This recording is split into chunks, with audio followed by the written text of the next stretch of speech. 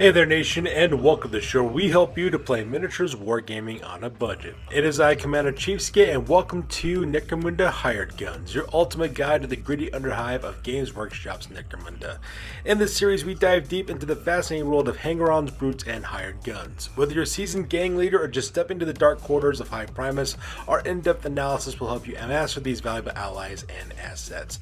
So join us as we explore the characters, lore, and tactics that make Necromunda's hired help a critical part of your gang's success. Don't forget to like, comment, and subscribe to stay updated on the greatest and latest episodes for this channel. So that being said, on today's episode we're talking about 3 specific hanger-ons for outlaw gangs in Necromunda. We'll be talking about the Heretek, the Cadaver Merchant, as well as the Narker. So that being said, let's get this video on a roll. For the outlaw gangs of Necromunda, the Heretek is a game changer, a rogue tech savant tweaking weapons and keeping the ammo flowing when the heat is on for your gang. So if you're an outlaw gang who's looking for the answer for ammo jack, look no further than the Heretek. So at just 40 credits, the Heretek brings standard ganger stats, but stands out with an excellent intelligence score of 5+. Now, they come equipping with either mesh armor for decent protection, and can wield either a grav gun or a plasma gun, which are both solid mid to high tier type weapons that you can use in order to control the battlefield. The plasma gun is excellent for taking on soft targets, while the grav gun is good for taking on larger groups of targets or isolating the field of battle against your opponents. Now, when it comes to their skills and special ability, the Mutineer skill allows the Heretek to reroll any failed ammo rolls for not only themselves but for anyone within 6 inches as well. And that's going to be a major boost for outlaw gangs running unreliable as well as rare weapons as well. But probably the best thing about the Heretek is their weapon enhancement special ability, which before the battle, one fighter in the crew can have their weapon enhanced with one of the following traits. They either take Blaze, which means they can set their enemies on fire on a 4-up, Concussion, which is great for knocking out enemy vehicles in case you're going out into the wilds of the Ashways or into the Underhives. You can also take Power for your melee weapons. Mad Phage is also great too to inflict flesh wounds, or Shock, which means you automatically wound on a 6-up, and making these weapons even nastier and more dangerous to be used against your opponents. But beware, the enhanced weapons also gain the Unstable trait if they're range, or the Reckless trait if they're melee combat, meaning there's a risk that things could go very, very wrong. Think of the Heretek as the outlaw gang's answer to an ammo jack. 40 credits is a bargain for the utility that they provide for your gang. Blaze is great for causing panic, while Concussion is ideal to use against vehicles because it causes handling checks. The only downside though is that only outlaw gangs can take them, limiting their availability. And of course, the miniature is also really cool looking as well from Games Workshop. So would you bring a Heretek into your crew, or would you prefer to let fate decide your ammo rolls? Please let me know in the comments box down below. The second hanger-on we'll be talking about today is only available to outlaw gangs is the Cadaver Merchant. And in the Underhive, death is just another business transaction, and the Cadaver Merchant is here to make a profit. At just 20 credits, the Cadaver Merchant has a grim entrepreneur, offers great standard ganger stats for most of their characteristics, but what sets them apart though are the equipment, skills, as well as special rules that they actually bring to your to your gangs.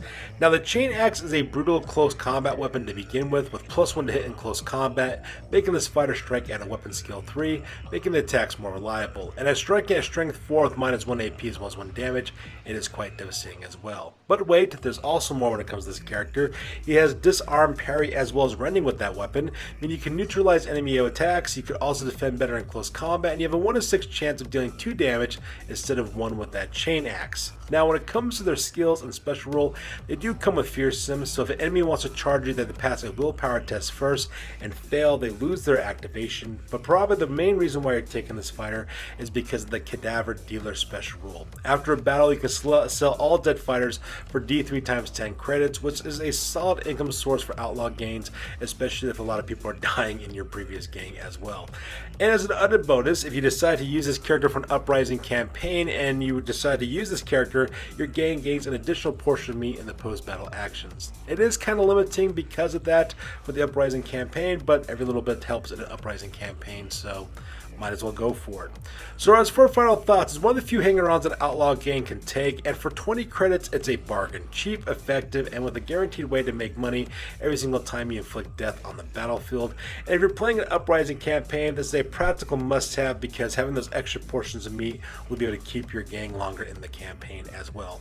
And of course, the miniature is also really cool from Forge World, so that's another added bonus to the Cadaver Merchant. So, if you do see the Cadaver Merchant as a valuable asset or just another scavenger of the dead, please let us know in the comments down below. Finally, we're going to talk about the Narker, one of the last outlaw hanger-ons you could take for your gang, because someone has to talk about the Narker, all jokes aside. At 30 credits, you can take potentially up to 2 of the Narkers within your gang, but the big question is, though, should you, though? That's the big thing about that. They have below average ganger stats for their characteristics, so don't expect them to do much in a fight, and they're only armed with a fighting knife, which means they're not going to do very well as well. Possibly, lie low is the worst possible skill you could possibly get for a fighter, so that's not really going to help you out at all. However, though, in the pre-battle scenario bonus, though, you do get a +1 or -1 modifier for each die roll for determining a scenario, and if you take 2 of these Narkers, you get +2 or -2 to your modifier as well. However, if both gangs have Narkers, though, they kind of cancel each other out, so that is something you do have to worry about as well. Now, while having the scenario bonus can be useful, spending credits for just the ability to get +2 on that isn't really great investment all that much. You could actually use that credits for something else, in my opinion.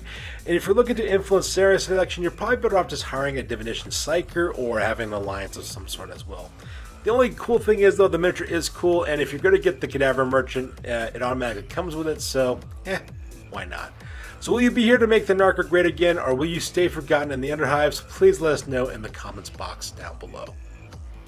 But there you guys have it. These are 3 hanger-ons for your outlaw gangs in Necromunda as well. What are your guys' thoughts about these 3 hanger-ons? Are they good investments or bad investments for a gang? Have you used them before in your own campaigns? If you have, let us know in the comments boxes down below, because I'd love to hear exactly what your guys' viewpoints on these hanger-ons are. And of course, if you have any suggestions for some future videos for our Necromunda Hired Guns series, please leave a comment down below, so that way if you like your idea, we'll make a video and also give you credit about it as well. So that being said, you guys, that's good for this one. I will catch you guys next one. Peace out and stay classy.